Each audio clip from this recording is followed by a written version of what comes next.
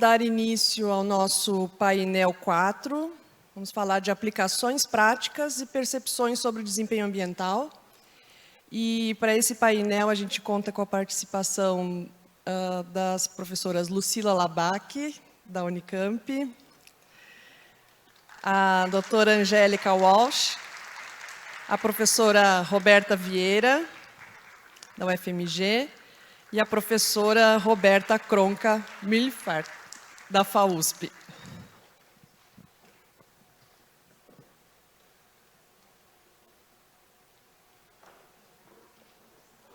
Fique à vontade, onde quiser. Quiser sentar aqui, Lucila?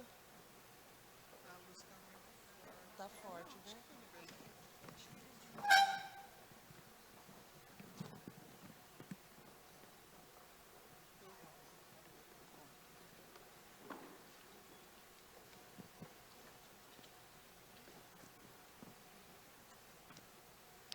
Bom, nesse painel, então, a gente vai ter aí umas discussões bem interessantes, né, nessa temática. Primeiro, eu vou chamar, então, a professora Lucila Labaki para falar sobre o breve histórico sobre o desempenho térmico. Vou ler rapidamente o currículo aqui da professora Lucila. Ela atua no programa de pós-graduação em Arquitetura, Tecnologia e Cidade da Unicamp. É professora colaboradora junto ao Departamento de Arquitetura e Construção da Unicamp, pesquisadora na área de conforto, eficiência energética no ambiente construído, clima urbano e microclimas em espaços abertos.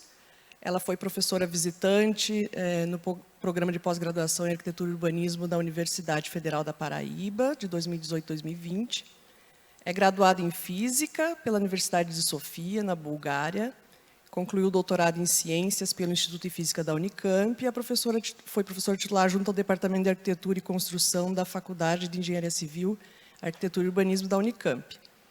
Coordenou diversos projetos de pesquisa, né, financiados por diversas agências de fomento e foi presidente da ANTAC também, na gestão de 2010 a 2012. Lucila, fica à vontade, viu? Ficar em pé, viu? Kelly, eu não gosto de falar. Como é que vai aparecer aqui? Posso ficar do lado de lá? Bom, estão me ouvindo? Bom dia a todos. Eu fiquei muito em dúvida sobre o que eu ia falar. Inclusive, a Kelly e a Lloyd adaptaram o tema que tinha sido previsto inicialmente para o que eu falei. Eu falei que ia falar. Então, vamos ver. Então, o que é isso? Ah, como é que faz? O verde aqui.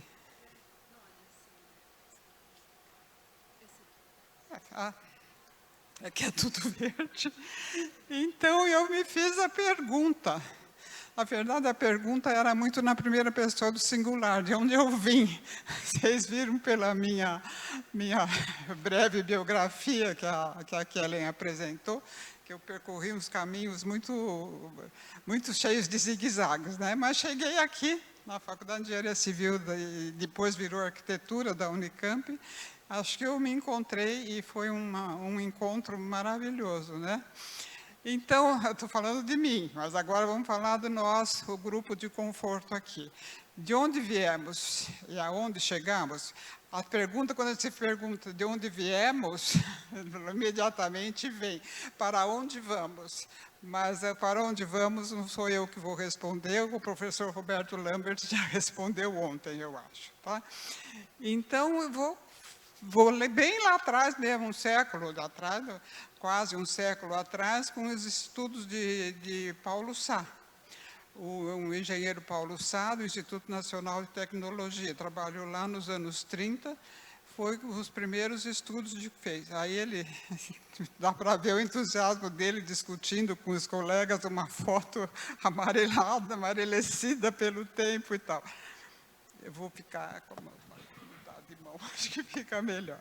Então, o Paulo Sá nasceu em Belo Horizonte, em 1898, foi professor em várias escolas, mas sempre no Rio de Janeiro, né? Na Politécnica da PUC, do Rio, da Escola Nacional de Engenharia e Faculdade Nacional de Arquitetura. E trabalhou na seção de indústrias de construção E esse setor do INE, do Instituto Nacional de Tecnologia, foi responsável pelo menos colaborou pela criação da ABNT, então nossa conhecida, em 1940. Mesmo ano, a metrologia vinculada ao Ministério da Indústria e Comércio, era assim que se chamava na época, e ao Instituto Nacional, colaborou também na criação do Instituto Nacional de Pesos e Medidas. Então, desculpem, está repetido. Ele trabalhou muito em ambiente escolar, entre outras coisas, e estava de acordo com o que se fazia na época, né? Ele, comparando com outros pesquisadores, então ele tem os valores aí, eu não vou ficar repetindo todos, os valores obtidos por Paulo Sá, as datas 31, e quase simultaneamente, 32 e 33, o Partridge e MacLean, são pesquisadores, acho que suponho que do Reino Unido. Aí a média, o Benjamin Alves Ribeiro era outro pesquisador do Instituto Nacional de Tecnologia, também trabalhou, fez um estudo em 39, os valores vocês podem ver aqui, e o nosso tão conhecido Michael Humphreys, olha, em 77 ele obteve esses valores muito próximos aos de Benjamin Alves Ribeiro, com uma diferença de 30 anos, né? Então, aí são alguns valores de pesquisas que foram obtidas por vários pesquisadores, eu não vou detalhar tudo, né? Mas observando que eles eram estudados o verão e inverno, né? Agosto, setembro, mais setembro, verão, inverno e assim por diante. Agora, é interessante no Paulo Sá que ele tinha uma visão que está atual até hoje. O ótimo de conforto para o mesmo grau de atividade do indivíduo dependerá da maneira como se apresenta vestido. Isso ele falou em 1936, né? E olhem como mudou a resistência térmica padrão. De 1930 era 1,1, provavelmente deve ser clô, e em 1970, 0,6. Não sei quanto que estaria agora, mas deve ser mais ou menos isso. Então, aí ele tem uma frase que é muito Michael Humphreys. No mesmo país, para o mesmo ponto, o mesmo povo, diversa será a maneira de agir quando submetido aos mesmos fatores influentes. É um português bem antigo, né? A ação dos ambientes varia tanto de país para país, de indivíduo para indivíduo, de ocasião para ocasião. O ambiente confortável para uns será inadequado para outros. É puro Humphreys, né?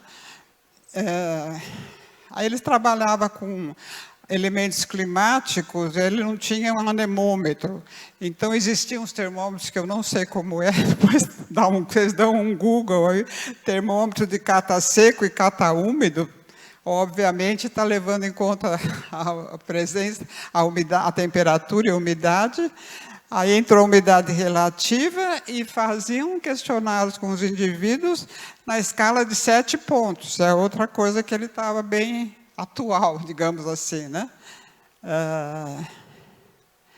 Então, nos trabalhos deles, a escala utilizada, o trabalho com observadores, a metodologia, expressam a sensação térmica do Rio de Janeiro na década de 30.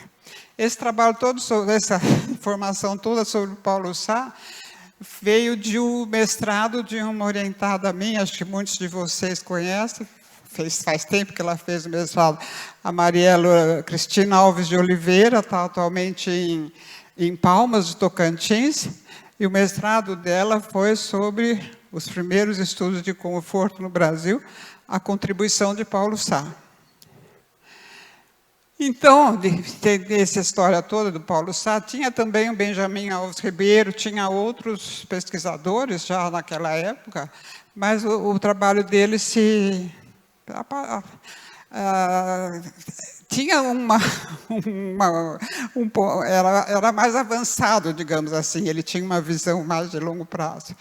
Então, e aos poucos, depois dos anos 70, por aí, os pesquisadores foram estabelecendo métodos para delimitar as chamadas zonas de conforto. E nós estamos aqui até hoje, né, em 2023. Então, alguns dos índices que apareceram, o índice da temperatura efetiva corrigida, ele apareceu inicialmente como índice da temperatura efetiva, porque não entravam os efeitos da radiação. Aí eles mudaram, em vez de usar a temperatura do ar, usar a temperatura radiante média, por isso que se chama temperatura efetiva corrigida. Né? Mas você vê a temperatura, umidade, esse diagrama é muito conhecido. Há outros modos, talvez até mais simples, por exemplo, a carta bioclimática de OGI. Tem dois exemplos aí, um mais tradicional, da direita, o da esquerda mais detalhado, assim, mais com fins didáticos, eu imagino, mas mostra muito bem o efeito da ventilação, da radiação, a zona de conforto e como é que você amplia a zona de conforto para cima com o movimento do ar e para baixo com a radiação, né? E o nosso querido Baruch Divone, que com essa carta, com milhões de trabalhos que ele fez, o livro maravilhoso Man, Climate and Architecture, e essa carta bioclimática do Divone acabou sendo base para o nosso zoneamento, servindo de base, né, para o nosso zoneamento bioclimático. As famosas planilhas de Marrone. Eu não sei se vocês têm visto as planilhas de Marrone. Eu, como santiguinha, quando eu dava aula ainda no curso de arquitetura da Unicamp, a primeira tarefa, a primeira atividade que a gente tinha era preencher as planilhas de Marrone. E cada aluno, o pessoal ia a diferentes regiões, cidades e regiões do Brasil, então cada um usava os dados climáticos de sua cidade e preenchia. E uma coisa que é muito interessante, o Maurício Roriz comentava muito isso, ele era entusiasta. O Marrone levou em conta o conforto diurno e o conforto noturno, coisa que pouca gente faz, em geral, até hoje, né? Hoje não sei, já tem mais detalhamentos muito maiores, mas naquela época era zona de conforto ou não é, região de conforto ou não, ou região de desconforto. E ele fez o diurno e o noturno, e obviamente que é muito diferente, né? Então, com esses métodos se buscava a tão desejada zona de conforto. E que parâmetros? Temperatura ambientais, temperatura do ar, umidade relativa, às vezes se usava outro indicador de umidade, a velocidade do ar. Depois entrou a temperatura radiante, né? Porque é impossível não considerar os efeitos da radiação térmica. Um exemplo disso é a temperatura efetiva corrigida. Depois veio o Fanger, com o modelo PMV-PPD, que está sendo dominou o mundo, né, em muitos sentidos, entrou nas normas, entrou na internacional, na ISO, na ASHRAE, vieram as simulações, que deram um novo ímpeto ao desenvolvimento das pesquisas na área de conforto mesmo, com um certo, aqui é a opinião da pessoa dos velhos tempos, eu acho que tem um certo risco da gente ficar nas simulações, tão presa aos resultados das simulações e não enxergar muito a realidade. Eu espero que vocês tenham isso sempre presente. Vou simular a realidade, o que tem onde é que eu tenho que adaptar o resultado da simulação ao que eu vejo no mundo real, né? E aí vieram as normas, entre outras normas que vieram para a definição do ambiente térmico, um aspecto muito importante são as normas reguladoras, que são estabelecidas pela Fundacentro, né? Fundação do Prado e Figueiredo, não lembro o primeiro nome, que é do Ministério do Trabalho, para as situações aos ambientes de trabalho. mas só os ambientes de trabalho sedentário, porque eu trabalho, quem trabalha perto de uma fornalha, por exemplo, aí são outras normas que se aplicam e aí não é conforto, é sobrevivência, né? E nos anos 90 foi criada a ANTAC, não lembro exatamente a data, os grupos de trabalho da Antártica, os GTs, foi criado o GT de conforto, aí vieram os ENCACs, que chegou nesse aqui de hoje, maravilhoso, e o GT de conforto tem feito pesquisas, e o que é muito impressionante é que a gente olha as sessões técnicas aqui, tem gente do Brasil inteiro. E o que é muito bom, né? Houve uma época que era mais o Sudeste, o Sul era bem avançado nisso, o Rio de Janeiro, algumas universidades do Nordeste e ficava muito localizado, né? Agora está o Brasil inteiro estudando conforto, é maravilhoso isso, né? Então, a ideia de onde viemos, aonde chegamos, vocês viram pela palestra do professor Lambert, essa quantidade de coisas que ele falou, nós andamos muito, caminhamos muito nessas décadas aí, né? As normas, a etiquetagem, a evolução dos programas de simulações, etc. Então, eu vou dizer como Antônio Machado, acho que a gente pode dizer isso, o grande poeta espanhol, caminante não há caminho, se hace caminho ao andar. Estamos fazendo o nosso caminho, tá? Muito obrigada. Tem as perguntas, né?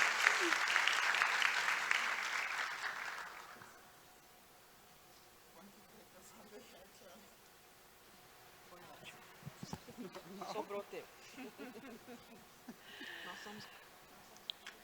Obrigada, Lucila. Obrigada, foi ótimo. Pode sentar, depois a gente faz o debate, as perguntas ao final, né? Ah, tá bom. Tá bom? Muito bom esse histórico todo. Marrone. Hã? Marrone, me lembra, Maurício, Marrone, muito, né? nossa. O início do Você conforto fez para mim comigo. foi Marrone. Fiz com você também, Lucila. Vamos convidar, então, agora a Angélica Walsh. Ela é doutora em Arquitetura, Tecnologia e Cidade, mestre em Conforto Ambiental na Arquitetura e Urbanismo, pela Escola Nacional Superior de Arquitetura e da Paisagem de Bordeaux, na França. Possui graduação em Arquitetura pela Universidade Nacional de Engenharia da Nicarágua. Foi pesquisadora de pós-doutorado na Faculdade de Engenharia Civil, Arquitetura e Urbanismo da Unicamp, pesquisadora visitante na Universidade de Tecnologia de Eindhoven, na Holanda, e a Universidade de Strathclyde, em Glasgow, na Escócia, com pesquisas focadas na automação de um método de validação de zoneamento baseado no desempenho, fazendo uso de simulação computacional, sistemas de informação geográfica e machine learning. A sua pesquisa atual tem como foco o desenvolvimento de novos métodos para o zoneamento bioclimático, como ferramenta para o desenvolvimento de políticas de eficiência energética. Obrigada, Angélica. Obrigada. Bom, primeiro eu quero agradecer à professora Lloyd pelo convite, né, a equipe que está por trás da organização desse evento, a vocês por compartilharem esse espaço comigo. Eu me sinto realmente orgulhosa de estar no meio de vocês, né? E a todos vocês pela presença. Faz uma década que eu trabalho com zoneamento climático. E ao longo desses anos eu tive o privilégio de ter a Lucila como minha orientadora e amiga, e o professor Daniel Costa, lá da Universidade Escocesa de Strathclyde, como também um orientador, né? Ao longo desses anos, a nossa pesquisa tem se focado principalmente no desenvolvimento de métodos que permitam enfrentar os desafios de fazer um zoneamento climático, partindo desde uma revisão extensiva da literatura sobre métodos de zoneamento. E quando eu falo extensiva, é realmente extensiva, porque eu li até documentos em russo, usando o Google Tradutor, né? Até chegar à aplicação de um método de zoneamento focado no desempenho e aplicado ao estudo de caso brasileiro com o suporte de pesquisadores locais, né? Esse trabalho também foi o resultado da colaboração e das discussões que aconteceram no âmbito do grupo de trabalho e revisão da norma. Eu tenho que agradecer ao professor Lambers, que não está aqui, né, e a professora Ana Paula, por ter convidado a gente para participar desse grupo de discussões. Também é importante que eu fiquei um tempo na Holanda e tem o professor Jan Hansen, quem é um pesquisador muito conhecido na área da simulação, supervisou uma parte desse trabalho e influenciou muito a minha postura a favor das abordagens que estão focadas no desempenho frente às abordagens tradicionais do zoneamento que estão focadas no clima, né? Então, é importante falar que o zoneamento é importante não apenas para o Brasil, né? Existem mais de 54 países no mundo que, em algum momento da história, usaram o zoneamento climático, desde os anos 50 até hoje. Os primeiros países que usaram zoneamento são países muito frios, como os países nórdicos, e países muito grandes, como a Austrália. Eu entendo que os britânicos não gostavam muito do calor da Austrália, então tiveram que analisar muito bem o clima para poder adaptar a arquitetura às necessidades de conforto, né? Então, hoje, a situação é a seguinte: o mundo tem 70 anos de experiência com zoneamento climático, e apesar disso, ainda a gente tem muitos desafios pela frente. Existem desafios metodológicos, né? Não existe uma abordagem, existem muitas abordagens possíveis.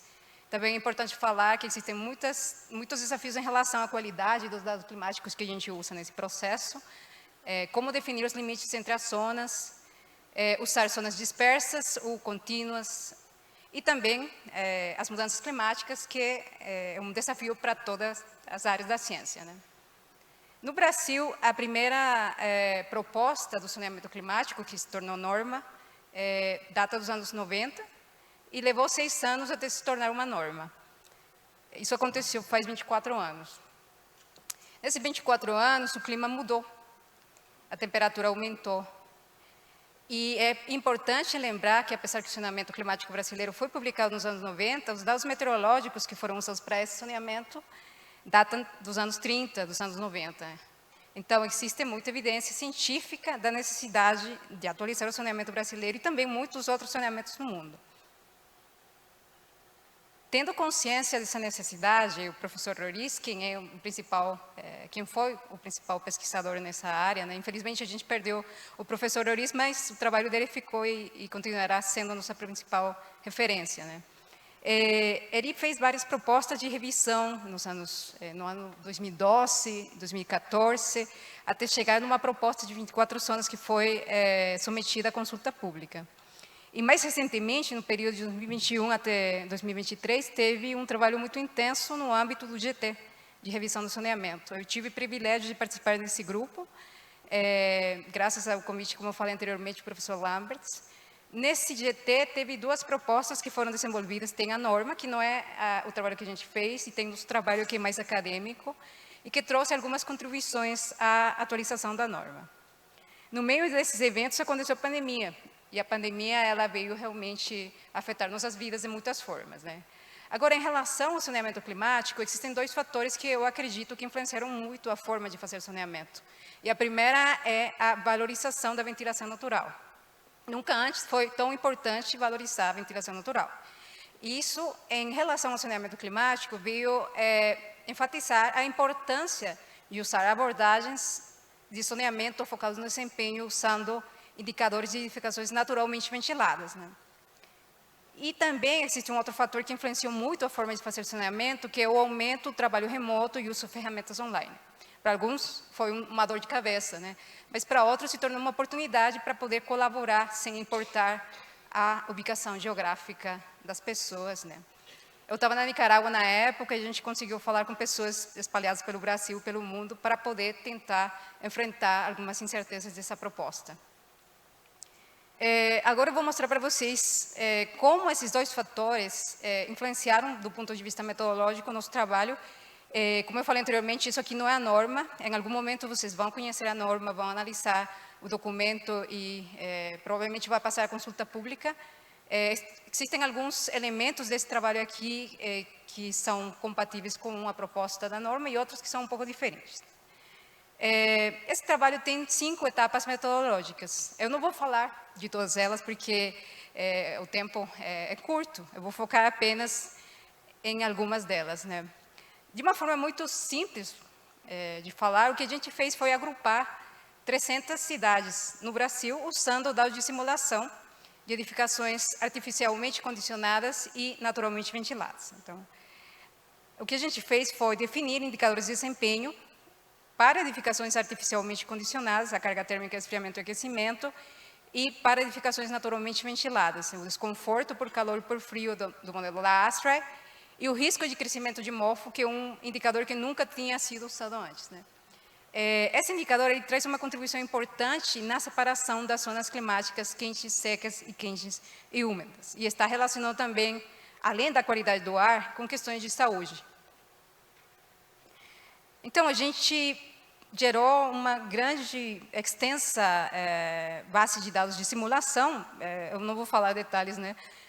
Foram feitas 30 mil simulações e produziu 75 mil dados de desempenho nesse processo, e esses dados foram agrupados usando um algoritmo que usa Machine Learning, K-mean Clustering, que é uma ferramenta muito simples. Hoje eu posso falar que é muito simples, faz alguns anos eu não entendia nada sobre isso. É capaz de identificar padrões nos dados de uma forma muito inteligente. A gente está usando a máquina a nosso favor para distribuir essas cidades em grupos que têm características específicas. Então, o resultado do agrupamento de dados, de uma forma muito resumida, na verdade, porque isso aqui levou muito tempo, é ter um mapa com cidades que são classificadas em 10 grupos. Mas o zoneamento ainda não terminou, né? A gente tem que passar para uma classificação de quase 6 mil municípios que tem o Brasil. E como a gente faz isso? Eu acho importante falar que, antes disso, né, que apesar que a gente está usando uma base de dados que não abrange todos os municípios brasileiros, as principais aglomerações urbanas, elas estão bem representadas nessa base de dados. E, na hora de fazer um zoneamento climático, a gente, obviamente, tem que analisar as questões de desempenho, conforto térmico, energia, mas não podemos esquecer da concentração da população, dos fatores socioeconômicos, porque o zoneamento é um instrumento de políticas de eficiência energética que vai ter um impacto na indústria da construção, e esse impacto é influenciado, obviamente, pela concentração da população. Mas, mesmo assim, a gente tem que enfrentar esse desafio. Como que a gente faz para classificar 5.568 municípios, tendo 300 cidades, né? Então, para isso, existem várias alternativas. E a primeira, e provavelmente a mais usada, é a interpolação. A interpolação é um método que pode ser automatizado, que é matemático, muito objetivo, mas que o resultado ele não é necessariamente o ideal, segundo o nosso ponto de vista, né? Quando a gente usa interpolação, a gente tem um mapa extremamente fragmentado, e muitas vezes essa fragmentação é confundida com precisão. Mas quem trabalha com dados climáticos e com interpolação sabe que o margem de erro da interpolação pode atingir até 30% dos pontos mal classificados, né? Isso significa que, se a gente usa um método de interpolação sem considerar análises adicionais, aproximadamente 2.000 municípios brasileiros estariam mal classificados. Isso é um impacto enorme, né? Existe uma outra alternativa à interpolação que também poderia ser muito criticada, que é o método participativo, que consiste em consultar as pessoas. E foi isso que a gente fez. A gente dividiu o Brasil em quadrantes, e cada um desses quadrantes foi analisado junto com pessoas que moram naquela região, usando mapas topográficos, mapas administrativos. Fizemos relatórios bem detalhados com dados climáticos, dados de desempenho. E, junto com as pessoas, analisamos cada um desses pontos. E, nesse processo, foi possível fazer praticamente 3 coisas. Primeiro, identificar anomalias nos dados, que eram produto de um arquivo climático de baixa qualidade. Validar outliers, que não eram produto de um arquivo climático de baixa qualidade, mas sim de um microclima, que podia ser influenciado, por exemplo, pela topografia, e também definir os limites das zonas climáticas, né? Então, a gente distribuiu documentos, mapas online, para poder possibilitar essa discussão com os expertos locais de cada uma dessas regiões, né? E, nesse processo, foi possível identificar aproximadamente 7% desses arquivos lá, como anômalos, dados climáticos errados. Um exemplo muito claro disso é essa cidade que fica perto de Manaus, que foi classificada numa zona extremamente quente e seca, sendo que todos os pontos que estão por perto são cidades quentes e úmidas. Não existe nenhuma explicação microclimática que justifique que Autaces fica classificada na mesma zona que Piauí. Então, analisando o arquivo climático, existiam problemas, erros nos dados. Então, a gente desconsiderou esse arquivo na hora de definir os limites das zonas climáticas. O processo de definição de zonas climáticas foi a segunda etapa, né? A gente primeiro analisou as anomalias e, na sequência, definimos limites preliminares. Esses limites foram analisados por pesquisadores que moram nessa região. Usamos a malha municipal e mapas de topografia, entre outros mapas climáticos, até chegar numa classificação um pouco mais detalhada, usando a malha municipal, porque, no final, o que a gente está classificando são municípios, não são cidades, né? E o resultado desse trabalho não é perfeito, a gente tem muitas limitações, trabalhamos com os dados que a gente tinha, né? Mas é uma contribuição, sobretudo metodológica, nesse processo. A gente tem aqui 2 zonas frias que ficam no sul, que são as zonas que têm carga de aquecimento e esfriamento. Existe uma zona de transição entre as zonas que ficam no sul e as zonas do resto do país, que são predominantemente quentes. Tem 4 zonas que são secas, quentes e secas, e 3 zonas que são quentes e úmidas, por enquanto, né? Agora, quais são as principais contribuições desse trabalho, além das metodológicas, que é a incorporação de indicadores de desempenho relacionados a edificações ventiladas naturalmente, usando o zoneamento como uma ferramenta para melhorar a qualidade de vida das pessoas e também para reduzir o consumo energético, né? E também o processo participativo. Uma contribuição importante foi a separação das zonas quentes. No zoneamento atual, a gente critica muito a zona 8, que é uma zona muito extensa. Eu vou mostrar para vocês um exemplo dessa separação das zonas e a importância de considerar essas pequenas diferenças entre os climas quentes no Brasil, né? A gente tem aqui 4 cidades, 2 cidades que ficam no litoral, Recife e Salvador, e 2 cidades que ficam no interior do país. As 4 cidades poderiam ser perfeitamente classificadas na mesma zona climática. Precisam de ventilação natural, precisam de sombreamento, precisam de redução de carga térmica por absortância da cobertura, etc., né? Mas se a gente quiser ir além disso e analisar um pouco mais esses climas, dá para perceber que, apesar que essas 4 cidades têm uma temperatura média anual muito parecida e uma umidade relativa também muito parecida, na hora de analisar o desempenho, dá para perceber que existe uma diferença que, para mim, é significativa, e uma questão também que depende de cada um, né?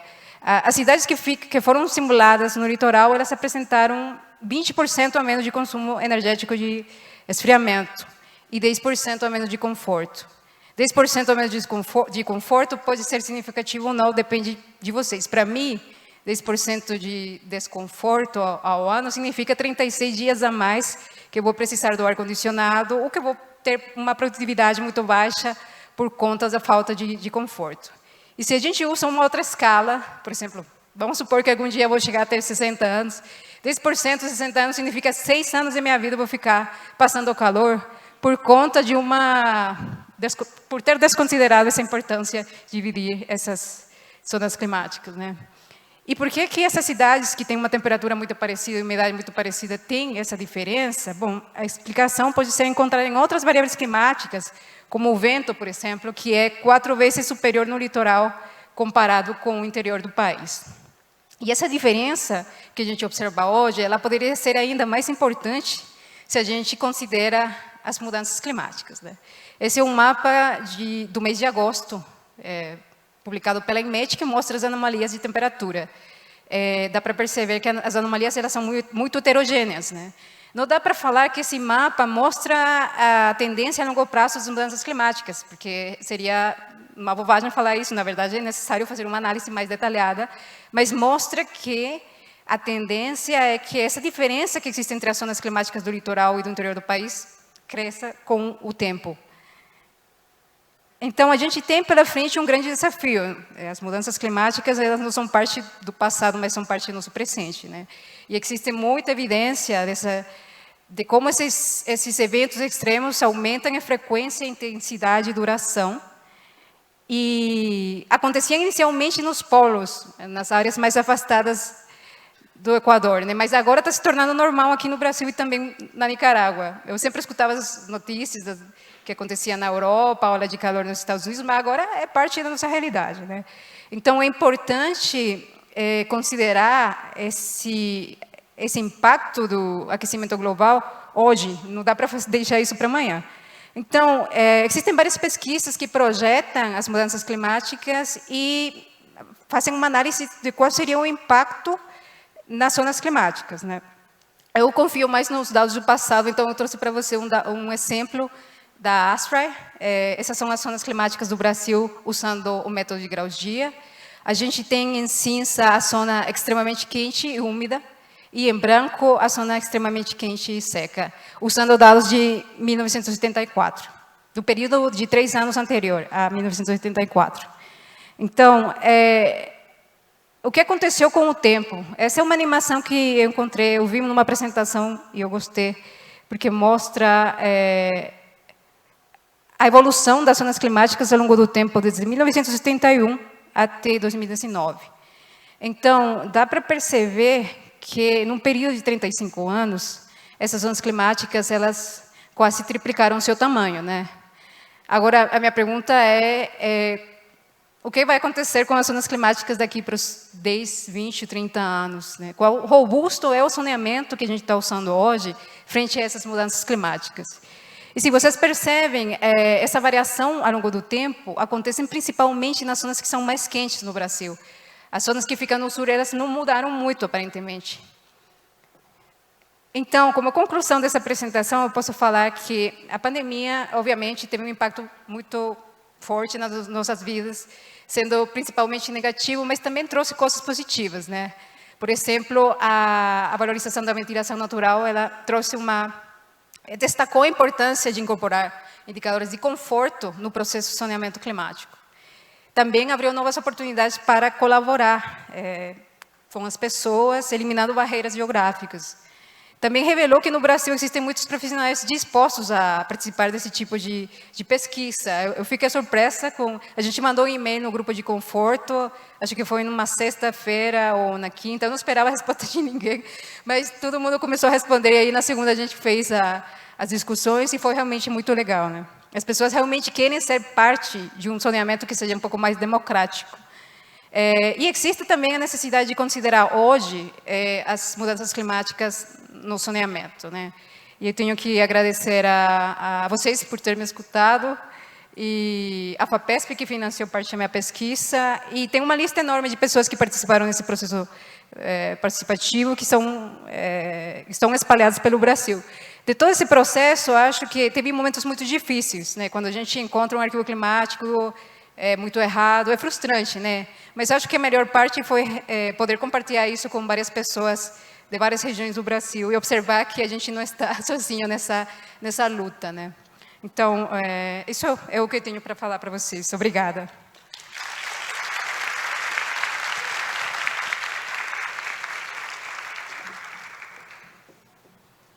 Obrigada, Angélica. Muito legal ver todo esse trabalho.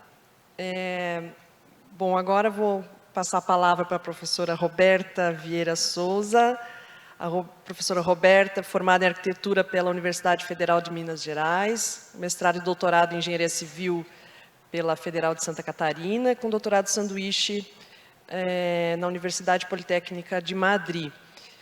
É professora associada da Escola de Arquitetura da Universidade Federal de Minas Gerais desde 97, atua no curso de Arquitetura e Urbanismo e no programa de pós-graduação em Ambiente Construído e Patrimônio Sustentável.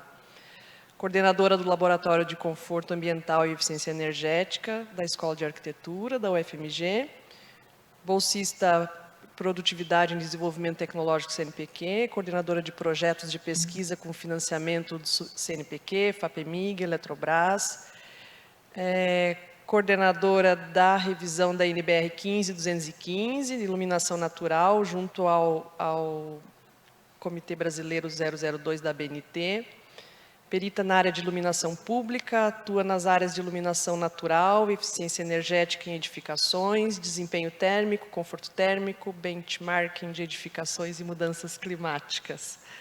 Consultora em sustentabilidade e eficiência energética em edificações, atuando nas áreas de etiqueta do PBE Edifica, da NBR 15575 e LEED. Bem-vinda. Obrigada, Roberta. A gente coloca esse currículo lá no Lattes, né? Para as pessoas acharem a gente... E aí, depois, quando a gente escuta, fica meio muito, né? Então, gente, quase boa tarde, né? Eu vim falar desse processo de revisão da norma 15215. Foi um processo que começou em março de 2021. Eu fui convidada para coordenar essa revisão de norma em janeiro de 2021. Eu estava na praia, em Salvador, muito inspirada pela luz natural. E eu falei, sim. E eu embarquei num processo que ia durar 1 ano. E ele já está fazendo 3. Nós acabamos de, agora, dentro do comitê, aprovar todas as normas. E eu queria contar para vocês, não o que resultou das normas, mas eu queria falar um pouco do processo, que é revisar uma norma. Você me contou errado. Não é que eu...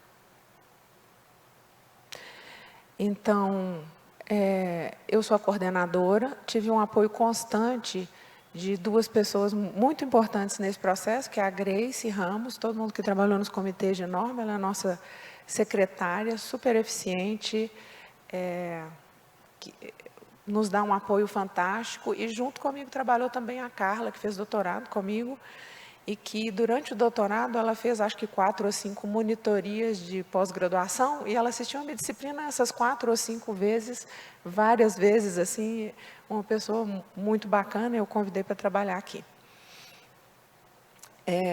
A norma de iluminação ela tem 4 partes, a primeira de definições, a segunda de tipos de céu, a terceira parte ela trazia métodos de cálculo, e a gente passou a falar de qualidade, e a quarta parte sobre a avaliação experimental. A primeira parte traz os conceitos, e a parte 2, a gente calculava o nível de iluminação externa, para a parte 3, a gente calculava o nível de iluminação interna. E, separado disso tudo, tinha o processo de medição. Então, na parte 1, a gente tinha os conceitos básicos, tanto conceitos do que são níveis de iluminação, iluminâncias, etc., até os componentes construtivos. A parte 2 trazia modelagem, modelos, equações para a gente calcular o nível de iluminação externa para 3 tipos de céu, bastante básicos, né? Céu claro, encoberto, intermediário. E a parte 3, ela é derivada do resultado do meu mestrado, orientado pelo Fernando Ruticai, que acabou virando essa norma, e no qual a gente desenvolveu um método gráfico. Eu acho ele lindo, porque eu desenvolvi ele no meu mestrado, tenho muito carinho por ele, mas ele é um método bastante moroso para ser calculado. E a parte 4, ela falava, então, de como medir luminâncias e iluminâncias através dos aparelhos disponíveis até então. Essa norma começou a ser gestada há mais de 20 anos atrás, foi publicada há 18 anos atrás, e a gente sabe que o mundo evoluiu muito nessa etapa. Então, quando eu aceitei esse processo de revisão que ia levar 1 ano, eu falei assim, a mudança vai ser simples, mas a gente começou a ver que as normas começaram a dar filhotes, né? A gente falava assim, nossa, nós temos que introduzir mais questões.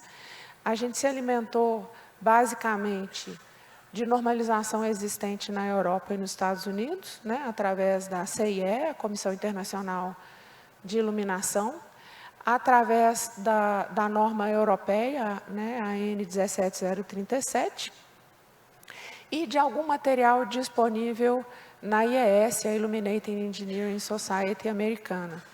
E a gente foi ler esse material, foi entender o que tinha, e a gente queria introduzir tudo que era importante. Então, vocês veem que a gente passou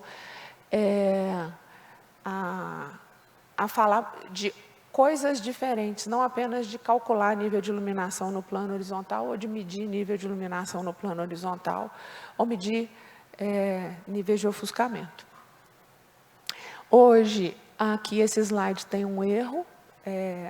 As 4 normas, o nosso processo grande dentro da comissão, as 4 normas foram aprovadas para consulta pública. Nós já temos 2 publicadas, que é a norma de tipos de céu e a norma de métodos de avaliação experimental, que não são mais apenas métodos de medição. E nós temos 2 normas que estão sendo preparadas, revisadas finalmente para ir para consulta pública, que é a de conceitos e a de avaliação dos níveis de iluminação. Essa de avaliação dos níveis de iluminação está esperando a norma de zoneamento bioclimático, porque ela vai falar alguma coisa de clima, então a gente não ia publicar uma norma, sendo que dá para sair um novo zoneamento. Então, ela está esperando para que as 2 normas saiam consulta pública juntas. Na parte 2, o que a gente fez foi incorporar modelagens matemáticas que já estão sendo amplamente usadas nos softwares de simulação que a gente usa, e que trazem uma diversidade de céus antes não contemplados, né? Esses céus que não são nem claros, nem 100% encobertos. A gente usa essa modelagem mais complexa graças também ao desenvolvimento de arquivos climáticos, né? E a gente pode fazer modelagens bastante mais precisas. Na parte de luz natural, a gente teve uma evolução muito grande dos tipos de análises que a gente podia ter. Primeiro, nós saímos de um método que era ponto no tempo, né? A gente passou muitos anos avaliando um dia, 1 hora para um tipo de céu e fazendo várias simulações e depois tentando entender o que era a qualidade do ambiente para fazer avaliações dinâmicas baseadas no clima, no qual a gente podia pensar num ambiente ao longo do ano e numa área de atendimento. A gente seguiu o processo iniciado pelo professor Fernando na norma 15575, que se baseou bastante na norma europeia, que traz 2 níveis de iluminação, uma iluminação mínima e uma alvo. E a gente adaptou os níveis de iluminância propostos pela norma europeia para artigos da Liza Hershong e alguns outros, falando que a gente precisava de um pouquinho menos do que os 300 lux para garantir qualidade. Nós fizemos testes em casos reais, então a gente mudou a norma. E aí eu queria contar um pouco desse processo, que é a gente se alimentar de normas estrangeiras, mas a gente fazer essas adaptações para o Brasil e a gente trabalhar dentro de um processo de norma brasileiro. Quando eu saindo do meu mestrado bem fresquinha, o Fernando me chamou para participar do comitê de norma lá em 2005, e a gente teve um comitê de norma, na minha lembrança, talvez o Fernando possa me corrigir, que era basicamente acadêmico. A gente estava colocando regras da academia para a academia, então a gente teve uma discussão muito centrada na academia. Graças à norma de desempenho, que introduziu as questões de luz natural, né, a norma 15575, quando a gente foi revisar a 15215, a gente não tinha mais só a academia nesse processo de produção de norma. A gente tinha a indústria, através da Abvidro, da Associação Brasileira de Esquadrias, a gente tinha o mercado da construção civil, as construtoras, através da Abrainc, da Cebic, e a gente tinha também a academia. E esse processo de discussão, então, ele passou a ser mais amplo e a gente precisou discutir efetivamente como atender às várias demandas, né? Em como a gente iria transitar com esses vários setores e como é que cada item da norma impactava diretamente nas decisões desses setores. Então, quando a gente começou a trazer o que já existia no arcabouço internacional, eu me fiz uma proposta, e aí eu tenho vários parceiros que estão aqui no auditório que me ajudaram, era de testar cada item de norma em casos, cada item de norma em casos reais, para a gente, primeiro, entender o impacto de cada um desses índices na nossa produção arquitetônica, para que a gente pudesse ler o texto de norma e ver se ele estava claro, se a gente, a partir daquele texto de norma, conseguia reproduzir aquele método sem livres escolhas, acho que ontem, antes de ontem, eu apresentei um artigo falando da norma 15575, que dependendo de como a gente interpreta a norma na área de iluminação, a gente pode escolher céus muito diferentes que vão implicar em níveis de iluminância muito diferentes. E eu sei que a gente não está livre de errar, provavelmente vão haver interpretações diferentes, mas a gente queria ao máximo que houvessem menos formas de interpretar que pudessem gerar margens, né, de insegurança no mercado. Então, eu estava coordenando a norma sem uma equipe muito grande, então eu chamei os voluntários, né? Os voluntários que eram meus alunos de disciplina, meus mestrandos e doutorandos que estavam fazendo outras coisas, eu falei assim, aqui estou precisando de ajuda. E fui colocando todo mundo dentro do comitê. Tem aqui também a Ana Carolina da Ares, que pegou os projetos lá da Ares e testou, e a gente foi levando discussões muito bacanas, e outros membros da academia trouxeram e fizeram várias análises, né? E isso permitiu que a gente colocasse no mercado uma norma que não apenas tivesse ainda métodos gráficos, mas que tivesse uma possibilidade de aplicação também de todos os dispositivos normativos em simulações computacionais. Não sei quem aqui mexe com a norma de desempenho na área de iluminação, mas o método que a norma 15575 pede para a gente aplicar é um método gráfico, mas ninguém usa ele. Todo mundo usa simulação computacional. E a gente não podia revisar um projeto de norma em 2020 e querer que as pessoas usassem métodos gráficos. O método gráfico está lá, quem quiser usa, mas a gente foi buscar os programas computacionais que permitiam a gente aplicar esses métodos gráficos. E foi procurar também programas que fossem freeware, que fossem livres. Algumas vezes a gente achou, outras vezes os programas livres não têm a capacidade que tem os programas pagos, mas a maioria dos programas que a gente usou são programas que pelo menos têm licenças educacionais, né? E a gente foi testar cada um desses dispositivos, a gente foi ler. Então, eu queria dizer que esse processo de norma, a gente às vezes recebe uma norma nova e a gente fala assim, pô, isso aqui foi imposto. Eu queria dizer que não. O processo ele teve uma participação ampla da sociedade. Muita gente leu aquele texto, muita gente discutiu aquele texto, muita gente discutiu aqueles valores. E esse é um processo muito bonito. Eu não digo que a norma não vai ter falhas, é por isso que ela tem que ser revisada de tempos em tempos, mas a gente fez um grande esforço nesse sentido, né? A questão das vistas, que foi introduzida, também como a questão do ofuscamento e do ciclo circadiano, que a gente fez questão de introduzir, apesar das métricas para a luz natural ainda não estarem definidas, são questões também que trazem para mim um prazer muito grande, porque eu acho que a gente sai daquele número determinístico um pouco engenheiro, né, de eu tenho que atender esse nível de iluminação, mas a gente começa a falar na norma também de fruição, de prazer. E aí eu trouxe aí, né, Rio de Janeiro, Baía da Guanabara. O que é que eu quero de uma vista, né? Eu trabalho no Labicom, o nosso laboratório a gente chama de bate-caverna, né, Leonora? Muito carinhosamente, porque a gente trabalha no subsolo. E eu sempre tive uma vista que dá para o muro. E na hora que eu vi esses dispositivos, eu falei assim, agora eu posso falar para a universidade que a minha vista é horrível e que eu sou menos feliz porque eu tenho critérios e métodos, né? E eu acho que essa foi uma evolução muito grande das normas. As normas começam a falar mais, especialmente na área de iluminação, dos aspectos humanos. E a gente foi testar lá na Escola de Arquitetura essas vistas e vimos que existem salas que têm melhor qualidade, que têm pior qualidade. Esse é um artigo que vai ser apresentado agora de tarde, 2h30, pela Isabelle, aluna de graduação, que nos ajudou a desbravar esse mundo da norma. Não vou ficar falando muito dos métodos, né?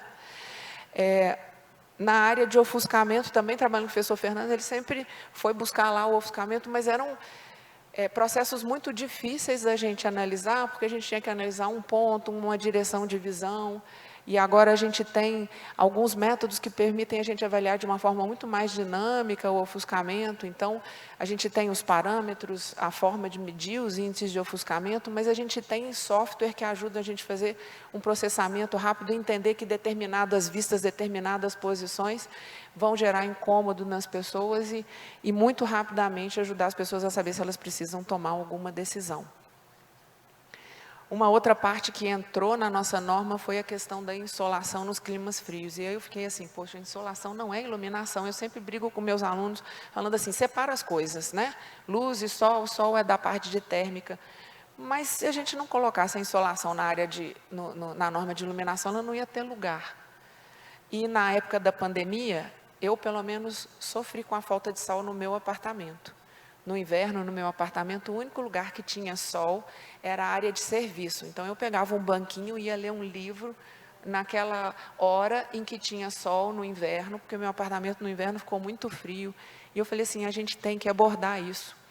Além do que, o número de horas de sol já era abordado anteriormente no selo azul da Caixa, que proíbe que existam janelas voltadas para sul nos imóveis que querem o selo azul. E eu falava assim, mas por que a janela para sul está sendo demonizada? Né? E eles não conseguem explicar por quê. Eu imagino porque a janela para sul é fria no inverno, mas eu acho que a norma europeia trouxe para a gente um parâmetro mais objetivo, falando que a gente tem que ter pelo menos um ambiente com sol, pelo menos 1 hora por dia no inverno. Então, a gente colocou esses dispositivos e colocamos que ele era importante nos climas frios, aqui nos climas do Brasil que tem inverno, que não são todos. E a gente foi buscar uma forma de simular. E aí, de novo, um aluno de graduação, ele foi lá fazer uma programação em Ladybug, porque o programa, ele fala que a gente precisa de ter 1 hora de sol a 1,20 m no centro da janela, e eu falava assim, como é que calcula isso? Não tinha software pronto. Mas a gente descobriu que era possível fazer uma programação para fazer isso de uma forma dinâmica. Então, hoje, dentro da norma, tem esse adendo da área de insolação.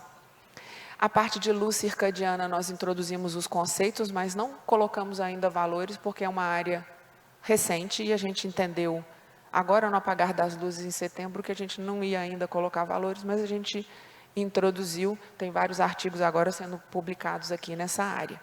E, finalmente, na área de experimentação, a gente antes tinha medição de níveis de iluminação e a gente introduziu questionários, novos aparelhos vestíveis, né? Ontem o Eduardo estava falando aí do aparelho vestível dele, de não tão pequena escala, na área de iluminação eles são um pouco menores.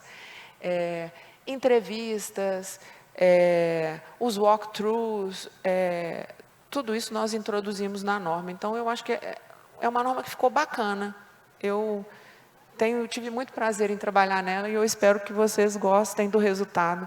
Vocês têm acesso aí agora, vão ter em breve acesso à consulta pública dessas 2 partes. E é isso aí. Obrigada.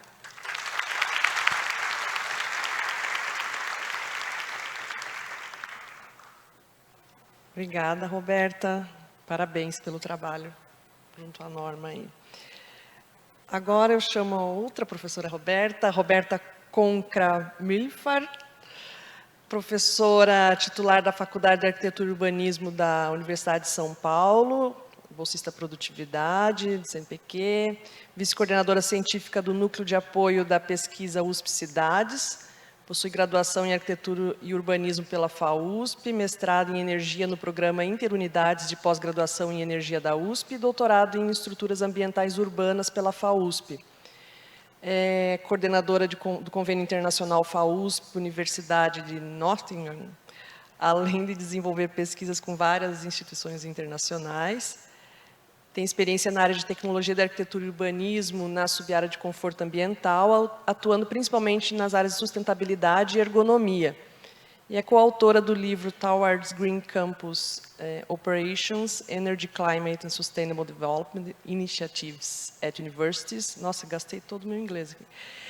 E autora do livro Repensando a Ergonomia do Edifício ao Espaço Urbano, da editora GEM, de 2022, que a gente vai sortear 3 unidades. Sortearemos 3 unidades entre os participantes. Obrigada, Roberta. Imagina. Agradeço imensamente a oportunidade de estar aqui, particularmente, né, a organização do ENCAC, na figura da professora Aloy, de todos os envolvidos. E a ideia aqui com vocês é compartilhar um pouco das nossas dúvidas dos nossos questionamentos e como temos conduzido a pesquisa na área de ergonomia. Eu acho que a grande pergunta é, por que esquecendo da ergonomia? Né? Historicamente, quando a gente olha, a ergonomia fazia parte, principalmente, dos cursos de arquitetura, mas hoje não existe mais essa obrigatoriedade, e isso é muito complexo. Durante a pandemia, eu tive a oportunidade de participar de um grupo da USP que resolveu reunir todas as unidades que tinham a disciplina de ergonomia e, para minha surpresa, mas era imaginável, abordagens completamente diferentes. Curso de medicina, saúde pública, curso de letras, de psicologia e, na verdade, qual é o papel da ergonomia no curso de arquitetura? Como podemos utilizá-la para ajudar a construirmos ambientes, o ambiente construído melhor? O que a gente pode fazer? É uma abordagem complexa. Eu acho que nesses dias de evento nós pudemos observar. Está dando para ouvir? Deu? A questão relacionada, né, ora detalhar, ora olhar de um foco um pouco maior, as diferentes abordagens, quando eu calculo, quando eu olho a percepção. É muito complexo olhar para o ambiente construído, mas nós temos encarado essa tarefa, vejo em todos esses anos, olhando a questão do conforto, e é muito importante entender o papel de tudo isso para nós fazermos cidades melhores e com desempenho melhor. É claro que quando a gente olha nessa loucura do tempo, na questão relacionada com os aspectos, com todos os problemas, eu acho que ficou muito claro em todas as apresentações, quando a gente fala da questão da saúde, a questão da mudança climática, a questão das normas, do zoneamento, né, o quanto tudo é dinâmico, o quanto tudo muda e o quanto a gente tem que desenvolver, tem que resolver os mesmos problemas do ambiente construído e ainda mais com essas variáveis. Quer dizer, vai tudo sempre complicando e a gente tem que resolver todos esses aspectos. Então, é muito importante entender esse cenário e na verdade, nos colocarmos, né, no sentido que cada aspecto que é feito, cada parte da pesquisa que é colocada, cada contribuição nossa é no sentido de conseguirmos melhorar essas questões. Quando a gente fala de ergonomia, a primeira coisa que vem à nossa cabeça é o tamanho. Será que cabe? A questão da dimensão, a questão antropométrica, mas não é só isso. É claro que isso é importante, talvez, olhando para essa imagem, né, colocar o homem como centro, as suas percepções, os aspectos subjetivos, a necessidade de ter vistas, né, Roberta? Quer dizer, é muito importante entender tudo isso, mas também saber que tem coisas além. Né? Quer dizer, às vezes eu tenho tamanho, mas quando eu falo de dimensão, talvez eu não esteja falando da mesma coisa. Existem aspectos ambientais que interagem para aquilo estar confortável ou não. Existem aspectos culturais que também acabam influenciando. E aspectos psicológicos. E como lidar com tudo isso? Né? Como tratar essas questões, aspectos que são quantificáveis, aspectos muitas vezes só qualificáveis, a questão da percepção do usuário. É claro que tem coisas que são aspectos que são muito subjetivos, né? Falar que aquilo é agradável ou não, aquilo é belo ou não, está confortável ou não está. Talvez nós tenhamos algumas coisas no nosso default, mas é importante entender que trabalhar com a percepção do ser humano, a nossa percepção, não é algo tão simples assim. E nós, como profissionais da área, quer seja informação, fazendo suas pesquisas, no nível que for, ou até como docentes, precisamos entender essas questões e interagir, entender como isso acaba refletindo num processo de projeto, num processo de avaliação e com o objetivo de tentar melhorar o ambiente construído. E nesse emaranhado de questões, como começar, né? O que fazer, como tratar essas questões, quer seja num âmbito de um edifício, no âmbito da cidade, no âmbito de projetos numa escala menor, tratando de políticas públicas, como puxar esse fio desse emaranhado aí, que a gente vai resolver, sou otimista. E, na verdade, a grande pergunta acaba sendo o que é conforto?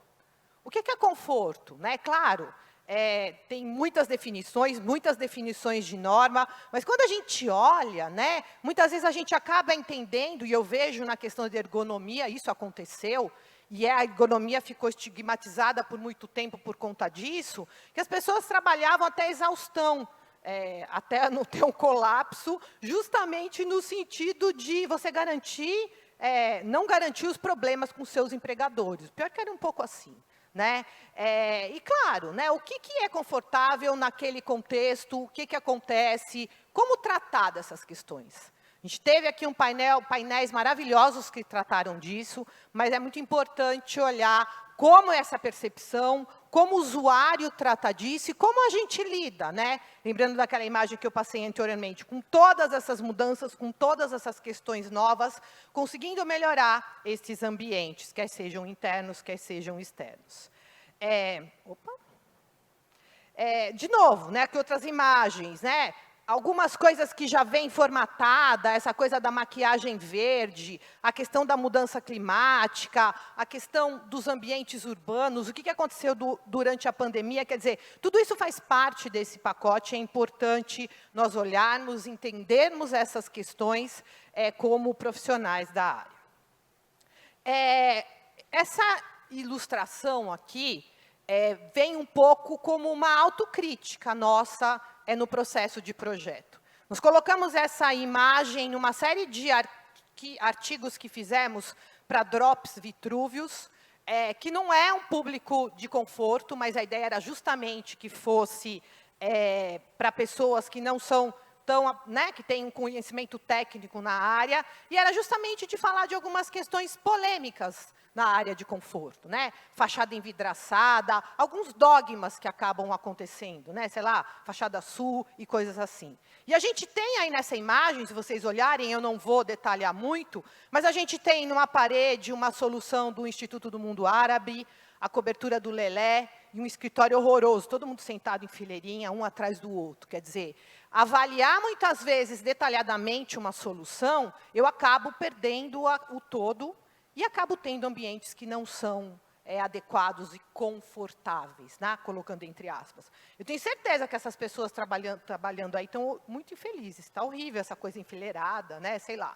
Mas, assim, é para a gente pensar e questionar um pouco. Até quanto os nossos processos, né, como a gente aborda as questões de conforto, auxilia a gente nesse entendimento, no que diz respeito ao projetar, ao avaliar e ao propor soluções para o ambiente construído. E, ora, focando, ora, olhando como um todo para a cidade, a ideia é tentar usar um pouquinho algumas questões do que nós estamos entendendo da ergonomia para o ambiente construído nas nossas avaliações e nas nossas proposições. A gente, olhando para a cidade, a gente pode questionar aqui, né? Eu ficaria horas falando das imagens, mas o que está confortável ou não, né? Eu posso achar que uma cena está esquisita, a outra está agradável, mas, ao mesmo tempo, outras podem achar o contrário. E mesmo com algumas questões resolvidas dentro da norma, nessas imagens aí, muito longe, muitas vezes, de falar que aquilo está confortável. Então, partindo desse pressuposto de reposicionar a ergonomia e essas avaliações, a ideia aqui é mostrar algumas coisas que fizemos com a questão da ergonomia no ambiente construído. Essa imagem aqui foi colocada num capítulo do livro Edifício Ambiental, que fala justamente do desempenho ergonômico em retrofits de habitação no centro da cidade de São Paulo. Como adaptar edifícios comerciais para residenciais, ou edifícios que eram kitnets, de repente aumentar unidades para fazer habitável. Qual é o novo morar hoje? Como tratar isso? E a gente parte um pouquinho dessa definição aqui, eu não vou detalhar muito, tá? Mas o que seria, então, essa ergonomia, né, que trabalha com aspectos físicos, ambientais, culturais e psicológicos? É justamente esse estudo dessas interações, ações e influências mútuas entre o ser humano e o espaço através de interfaces recíprocas. E a gente vai começar falando do Copan, né? Não só pelo fato de ser um edifício emblemático, um edifício emblemático do modernismo da cidade de São Paulo, de um arquiteto carioca que fez questão de fazer esse edifício aqui, de duas escolas muito diferentes, né? A carioca muito pautada na questão que veio, né, com a sua origem na Belas Artes, a questão da forma, uma força muito grande nessa manifestação, e a Escola Modernista de São Paulo, que veio da Escola de Engenharia, que teve um desenvolvimento muito atrelado ao sistema construtivos, aos processos construtivos, e teve, na época do Copan, a região onde tinha os edifícios mais altos no mundo. Mas por que a gente quis avaliar o Copan, né? Não só pelo esse contexto histórico, essa importância, mas também pela forma com que ele chega na cidade, como ele celebra o térreo e, na verdade, olha para essa vida urbana, algo que eu diria que as nossas cidades estão tão esquecidas e tão sofridas quando a gente fala de urbanidade, de olhar para a cidade. Aqui só para lembrar, né, essa questão do entorno que eu tenho ali, como que eu chego nessa edificação. E a avaliação que foi feita, não vou detalhar aqui como a gente fez isso, mas justamente a gente procura avaliar aspectos quantitativos, então aqui no caso a questão, né, de térmica, a questão de acústica, a questão de iluminação natural, a questão de artificial, seja com medição e seja com simulação, avaliar as questões de acessibilidade e de uso do mobiliário que tem ali, avaliar o que acontece dentro dessas unidades, quer dizer, é só para moradia? A pessoa trabalha? Como que foi adaptada a unidade, né? E entender, dentro daquele contexto, né, se há uma unidade que está voltada para a fachada que tem os brises, ou que tem o cobogó, e entender com os moradores como que é a adaptação que acontece ali, como que ele utiliza as questões que facilitam, por exemplo, a ventilação, o uso da iluminação natural. Existe alguma dificuldade, por exemplo, com aquele brise e coisas assim, mas para exemplificar. Aqui, por exemplo, né, um dispositivo para facilitar a minha ventilação, que não é acessado. Esse aluno dessa foto aí é super alto, né? Como que eu vou usar isso? Quer dizer, eu estou dando aqui um exemplo, no caso de um edifício existente, mas que são algumas das análises que a gente faz. A questão relacionada com a ventilação natural, ela é recomendada, mas, no caso, ela não pode ser acionada por conta do layout e a solução que foi colocada ali. Então, as preocupações um edifício, né? Então, mostrando um pouco, na verdade, a ideia não é detalhar tanto assim como a gente fez isso, mas elencar alguns aspectos importantes do projeto, né? O quanto as soluções ainda são atuais, não só pela inserção urbana, mas pelo morar atual, e o quanto o edifício, todas as unidades, eu não mostrei aqui, tá? Os tipos de unidades foram avaliados ainda, né, na verdade, mostram a possibilidade de flexibilidade, adaptação dessas moradias, e se mostram muito mais adequadas do que muitas unidades novas que a gente vê hoje, então aprendendo muito com os edifícios dessa época. Mudando um pouquinho de ângulo, olhando um pouquinho agora no contexto do ambiente urbano, a gente também tem realizado pesquisas que falam da questão qualitativa, quantitativa, até da percepção do usuário no ambiente urbano. E a ideia é justamente tentar investigar e tentar inverter essa pirâmide aí, em que o carro é a grande vedete das nossas cidades e fazer cidades mais atrativas, mais caminháveis, com mais urbanidade para as pessoas que a utilizam. A gente tem trabalhado em várias escalas, a ideia aqui não é detalhar os resultados, mas sim o como a gente tem feito isso, né? tanto na macroescala, falando do município, olhando para políticas públicas, entendendo mais, no caso da cidade de São Paulo, quer seja olhando o bairro, nesse exemplo que foi colocado aqui, a gente escolheu justamente falar aqui de Higienópolis, e quer seja olhando o desenho da rua, entendendo o que acontece ali naquela rua, e propondo desenhos melhores para soluções que a gente acabou pesquisando. No caso desse índice de conforto ergonômico do pedestre, o trabalho vai ser detalhado hoje à tarde, é uma pesquisa de doutorado da Paula Albala, e, na verdade, a ideia era avaliar não só a questão ergonômica de atratividade, de acessibilidade, de fruição, de segurança pública ou de seguridade mesmo, né, o medo de eu ser atropelado, mas também compor isso com o índice de conforto térmico e de conforto acústico.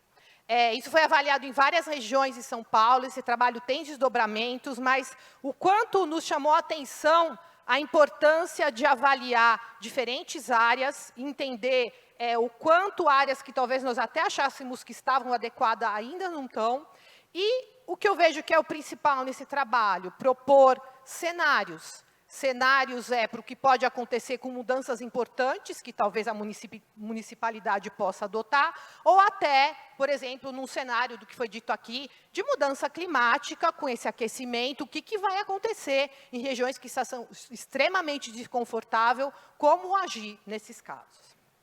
Aqui só para mostrar, então, como esse índice é composto. Então, tem um índice de caminhabilidade e conforto, que é o índice global, mas, na verdade, ele também trata da parte do conforto térmico, do conforto acústico e a questão do conforto ergonômico. Um outro aspecto que a gente trabalhou aqui, agora olhando, esses trabalhos estão interligados, tá? A ideia aqui não é detalhar muito, depois, se for o caso, a gente até explica para vocês. É a questão do usuário idoso, né? A questão do envelhecimento ativo e o meio urbano servindo para esse aspecto. Foi feito um questionário muito extenso aqui nesse bairro, vários trechos, né, várias diferenças que foram notadas, e, claro, idosos e adultos, e isso foi comparado no sentido de entender algumas diretrizes. Eu confesso para vocês que, no início, quando a gente escolheu esse bairro, nós falamos, nossa, vai estar tudo maravilhoso, vai estar tudo legal, né? O que a gente vai estar extraindo de resultado? E não foi assim. Tem muitas coisas ainda por melhorar, muitas coisas por fazer aqui na área. Não vou detalhar os resultados, mas para vocês terem uma ideia. Então, assim, nós avaliamos as ruas, várias questões, eu trouxe aqui o que foi avaliado, mas, por exemplo, quanto à percepção. Apesar de muitos idosos entenderem a importância da segurança no caminhar, e isso ser um fator preponderante para ele escolher o seu percurso, eles não percebem o risco de atropelamento, apesar de áreas que têm muito risco de atropelamento. Então, assim, o problema que é isso em algumas regiões, tá? Vou passar, não vou detalhar muito aqui, não. Então, aqui um trecho, só de exemplo, eu peguei esse aqui, que é do metrô para cá, tá? Que muita gente está fazendo esse trecho hoje, mas foi quase o bairro inteiro que foi detalhado. Aqui o que a gente levantou, né? Não só o uso, mas o tipo da via, na verdade, eu estou falando da calçada, tá? O lado direito, o lado esquerdo, que tipo de piso que eu tenho ali, se é cerâmico, se é escorregadio, tudo, tá? Se tem buraco, uso, comercial, residencial. Eu vou passar porque se tem travessia, o tempo da travessia do semáforo. Se tem lixeira, se tem buraco, tudo isso, tá? E a gente tem ali, eu também não vou detalhar agora, mas confrontando as respostas, né, a esses questionários entre mulheres adultas, mulheres idosas, homem adulto e homem idoso. Bom? A gente pode reforçar que todas as conclusões do trabalho estão alinhadas com a guia das cidades amigas das pessoas idosas da OMS. Essa questão da percepção do usuário, principalmente quando se trata do idoso, é uma questão importantíssima, porque tem algumas questões cognitivas que são comprometidas e a cidade precisa proporcionar essa segurança justamente para o envelhecimento ativo, né? E essas questões de caminhabilidade, a questão da avaliação da ergonomia, andam muito junto nas questões desses trabalhos. Vamos lá. Aqui também, na verdade, eu trouxe aqui mais para mostrar alguns critérios que foram trazidos também no estudo da ergonomia, olhando para a caminhabilidade. É só para falar aqui que a caminhabilidade é um termo em construção, muito longe a minha pretensão aqui de falar, mas entender, sim, que tem várias questões que podem ser trabalhadas aqui, como a questão da segurança viária, que sempre aparece, a qualidade da calçada, a seguridade, a questão do uso do solo, amenidades urbanas, atratividade e fruição, limpeza, conservação, estética, mobilidade, conectividade e acessibilidade. A gente pegou esses critérios da ilustração passada e colocou isso, né, junto com algumas variáveis físicas importantes, como a via, a travessia, a calçada, né, a questão do espaçamento, da questão do espaço público, a questão da segurança, da quadra e várias questões. O curioso aqui, a gente pegou duas regiões próximas que têm características distintas. A gente pegou, quem conhece aqui em São Paulo, a Barra Funda e Francisco Matarazzo, que são duas zonas contíguas, vias arteriais e vias coletoras.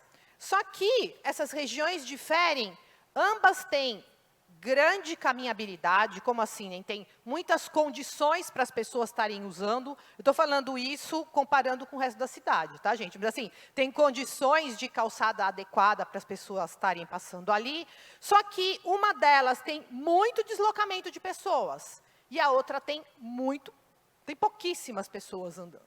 Então, a ideia era justamente comparar o que acontece ali com aspectos quantitativos e qualitativos. Isso aqui foi feito na pandemia, então nós não conversamos, não entrevistamos as pessoas. Nós apenas fizemos observações de como era o comportamento das pessoas. Então, aqui foram elencados algumas... A gente usou o termo que a gente ainda não achou um nome melhor. Quem, por favor, tiver alguma sugestão, nos avisa, mas que são streetscapes, que seriam corte, síntese, sei lá como que a gente vai traduzir isso, que não é necessariamente um corte, mas é um corte que sintetiza tudo que tem de importante naquele trecho, de ruim ou de bom, tá? E, na verdade, a gente dividiu isso em vários trechos e comparou justamente com os questionários para entender o que era atrativo e o que era uma arrogância urbana quando a gente se trata do desenho, o que se deve evitar. Não vou detalhar, o que é redondinho aí é qualitativo e o que é quadradinho foi quantitativo, tá? Mas tem diferença, por exemplo, que a gente fala nas vias arteriais, o que mais importa para o pedestre é a questão da segurança na travessia, a qualidade da calçada e a questão dos equipamentos públicos. Quando eu já falo na questão das coletoras, a questão do uso da quadra e a questão do edifício, dos diferentes usos, são os aspectos mais importantes. E aqui a gente chegou nesse grande quadro, que longe de explicar aqui, que o verdinho seriam as gentilezas urbanas e o vermelhinho as arrogâncias urbanas. Quer dizer, o que atrai, o que eu devo evitar. Né? Por que eu quero melhorar algumas rotas, algumas situações, no sentido de trazer as pessoas utilizando mais aqueles locais.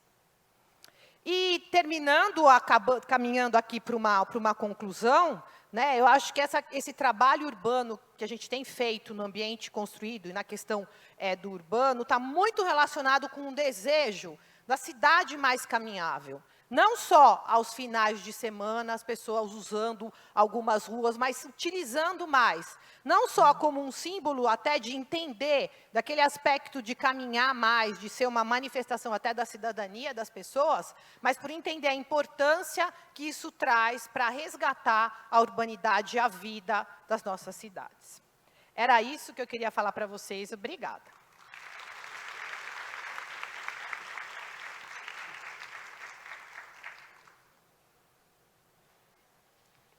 Obrigada, Roberta. Vamos abrir para perguntas.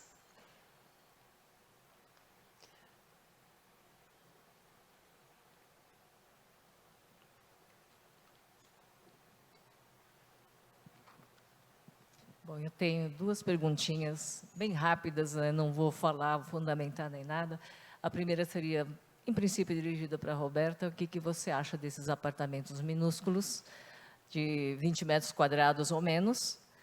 Existe um limite para isso? Eu quero a sua opinião sobre isso. E uma que pode ser estendida também para desculpa, não esqueci o nome da sua colega do lado. Angélica? Não. A Roberta também? Roberta. Roberta da de iluminação, Roberta da ergonomia. Vocês duas aí, o que vocês acham dos banheiros sem janela? Olha, bom, eu vou começar. Aliás, gente, é um privilégio, hein? Um encaque com um painel com um monte de duas Robertas, é um verdadeiro, mas vamos lá, ó. Assim, eu acho que a gente já teve na história, a gente tem até edifícios, olhando a cidade de São Paulo, tem o Santa Josefa, o São Vito, que tinha unidades menores, que não eram para moradia, né? O que a gente está assistindo hoje é uma especulação absurda para uma solução que não foi para uma habitação de interesse social. Você tem usos que nem para habitação e é muito complicado você morar num espaço assim, não é o morar. Principalmente porque eu vejo que aconteceram muitas mudanças na pandemia, as pessoas estão mudando a forma de morar, o trabalhar junto à moradia, eu acho muito complexo. E essa coisa do banheiro sem ventilação é horrível, né? Assim, não tem nem o que falar, é insalubre. Né? Apesar de ter outras maneiras de estar resolvendo isso, eu acho que é insalubre. Sei lá, quer falar alguma coisa? A norma atual de iluminação, a norma de desempenho atual, ela fala que nós temos que avaliar para nível mínimo os ambientes de permanência prolongada. Mas se você tiver interesse em ter um desempenho intermediário, superior, aí você vai analisar os banheiros, os corredores, as garagens.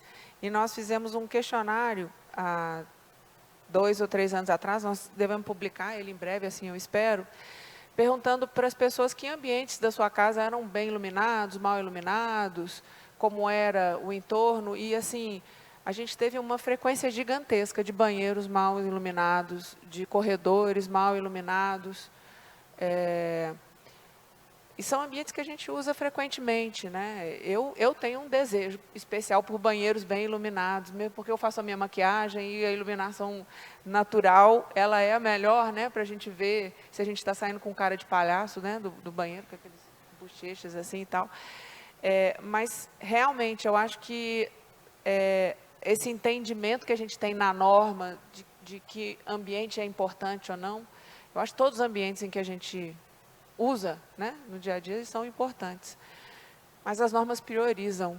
Eu acho que aí a gente também tem que ter o esforço de cada projeto, né, que é um esforço individual de tentar garantir essas condições. Mas eu adoro banheiros bem iluminados.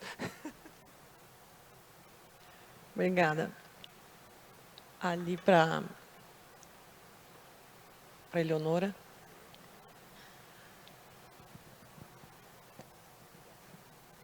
Eu queria só retomar um pouco da fala da Lucila, quando a Lucila colocou uma questão que eu acho muito importante, que é o problema da simulação versus a realidade. Está baixo? Vocês estão ouvindo? Não?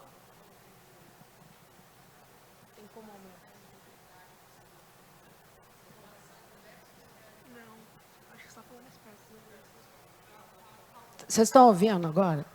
Só engolir no microfone aqui, mas vamos. É o problema, Lucila, que você levantou, que é a questão da simulação e da realidade. Mas eu acho que, além disso, também tem assim, o nosso olhar, o despertar do nosso olhar para essas questões da realidade. Então, eu queria debater um pouco, inclusive com a Angélica, essa questão. Né? A Angélica mostrou ali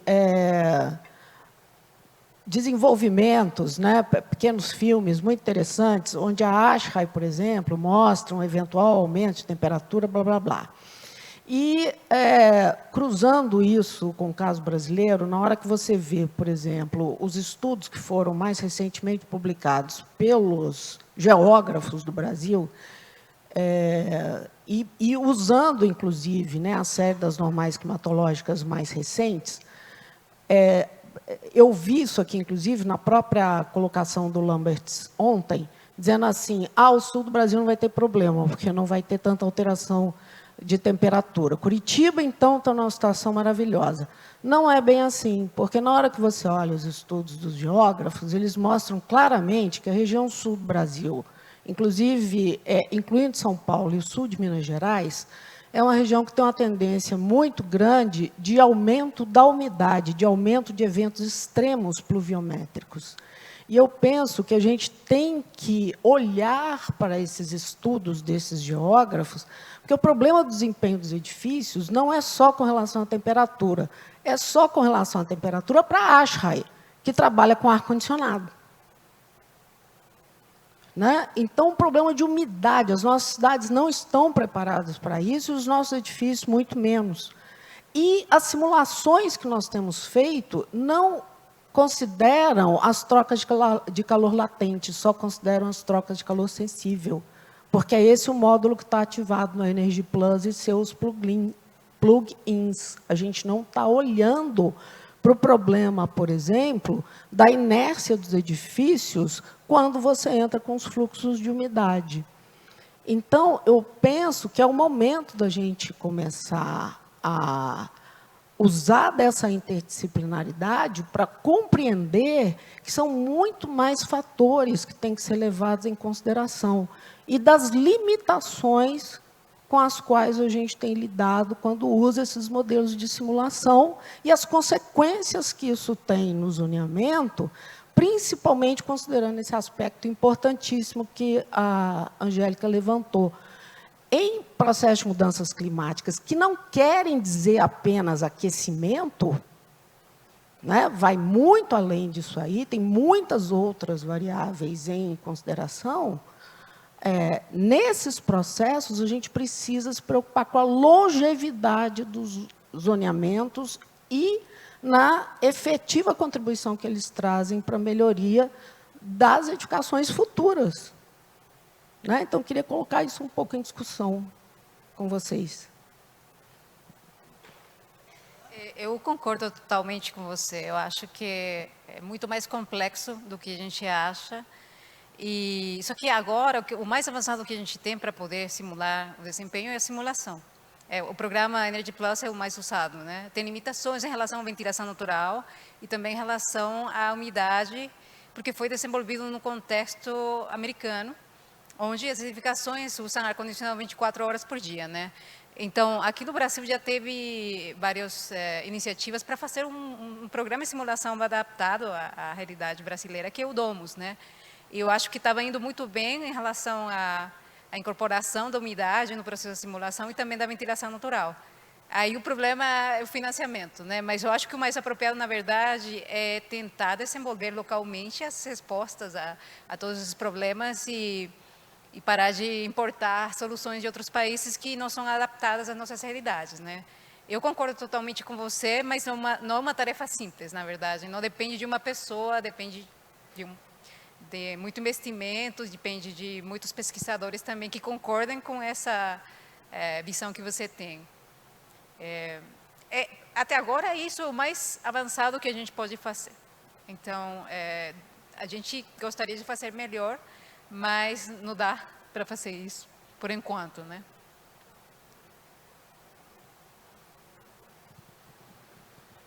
Obrigada. Obrigada, professora Leonora.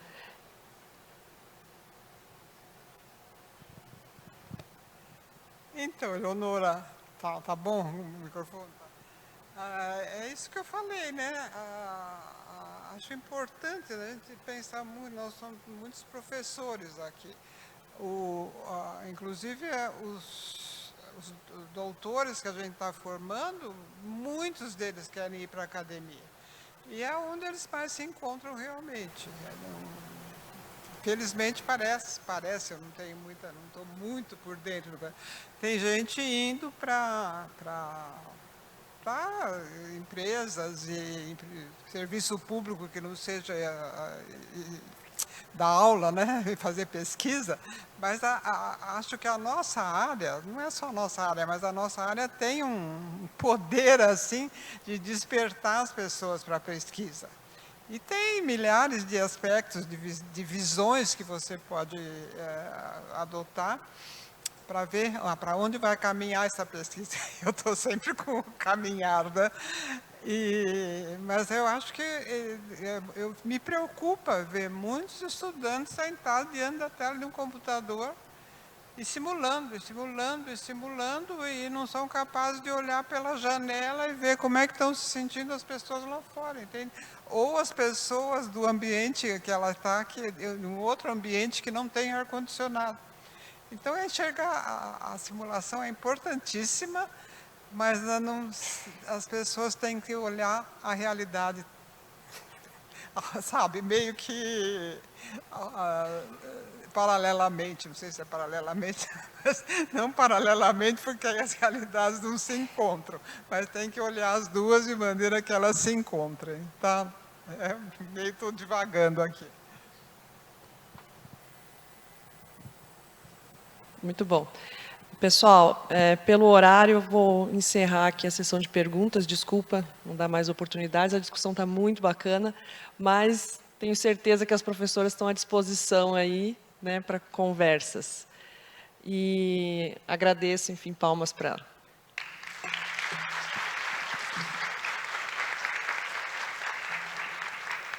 Vamos fazer o sorteio, o pessoal não levantou, não está com fome ainda.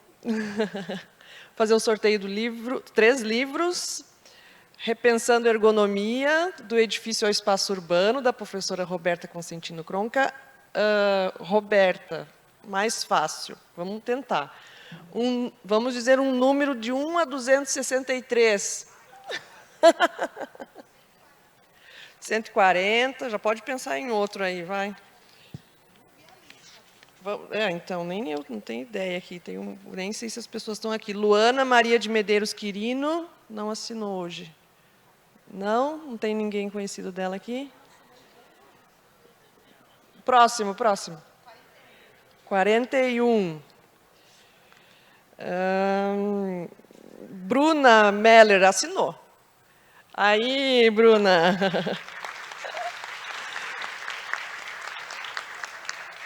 O próximo, 10. Amanda Knopp. Tá aí também. E o último, 200. Também assinou. Pauline Vaz Rocha. Muito bem. Para os interessados, Roberta quer falar aí? Que tiver interesse em comprar o livro. Na verdade, a editora gerou esse cupom de desconto para quem quiser, até o dia 15 de novembro, esse cupom que está aqui, tá? Quem quiser, tira uma foto, daí tem que usar até o dia 15, tá bom? Depois daí não vale mais, tá? Obrigada, gente.